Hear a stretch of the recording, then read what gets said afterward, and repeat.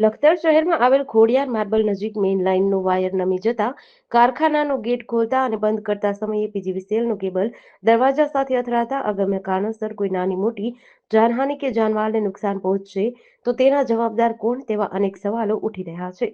જયદીપભાઈ પટેલના જણાવ્યા મુજબ પીજીવીસીએલ વિભાગને આ અંગે 8 મહિનાથી વારંવાર લેખિત અને મૌખિક રજૂઆત કરવા છતાં કોઈ પણ કામગીરી નહીં કરાતી હોવાનો આક્ષેપ ઠાલવ્યો હતો।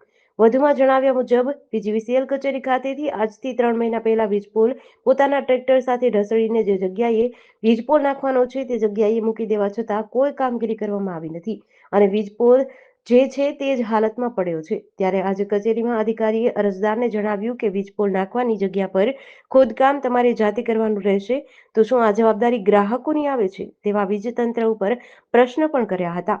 લખતર તાલુકામાં શું વીજતંત્રની કામગીરી આવી રીતે જ ચાલતી હશે તેવા પ્રશ્નો પણ ઉદ્ભવ્યા હતા। મારું નામ જયદીપ ઘનશ્યામભાઈ પટેલ છે અને મારું કારખાનું ખોડિયાર માર્બલ છે। તો ત્યાં વાયરથી ઝોકો ખાઈ ગયેલો છે, જે વાયર મારા ડેલાને ટચ થાય છે। આની રજૂઆત મેં વારંવાર કરેલી છે પીજીવીસીએલ ઓફિસે। તો પીજીવીસીએલ ઓફિસે 8 મહિના પહેલાં મેં લેખિત અરજી કરેલી, તો ત્યારે મને એવું કહેવામાં આવ્યું કે તમારા થાંભલા ઢસડીને ત્યાં ઘટના સ્થળે આપો। તો તે થાંભલાઓ પણ મેં 3 મહિના પહેલાં અહીંયા થાંભલાઓ લાવેલા છે, છતાં પણ કોઈ કાર્યવાહી કરેલી નથી। આજે મને એવું કહેવામાં આવ્યું, મેં લેખિત અરજી કરેલી છે, તો આજે મને એવું કહેવામાં આવ્યું કે તમે ખાડો ખોદકામ કરી આપો। તો શું ખોદકામ કરવાની જવાબદારી ગ્રાહકોની રહેલી છે? તો આ ડેલો ખોલતા ત્યાં વાયર ટચ થાય તો તે જાનની જવાબદારી કોણ?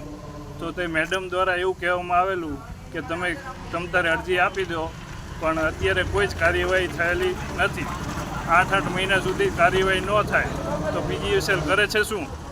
તો તેના માટે મેં આજે સુરેન્દ્રનગર પીજીવીસીએલ ઓફિસર તથા રાજકોટ પીજીવીસીએલ ઓફિસે આની લેખિત અરજી આપેલી છે। તો તેના માટે કાર્યવાહી કરવા નમ્ર વિનંતી। જીડીસી ન્યૂઝ સાથે જયેન્દ્રસિંહ ઝાલા, લખતર।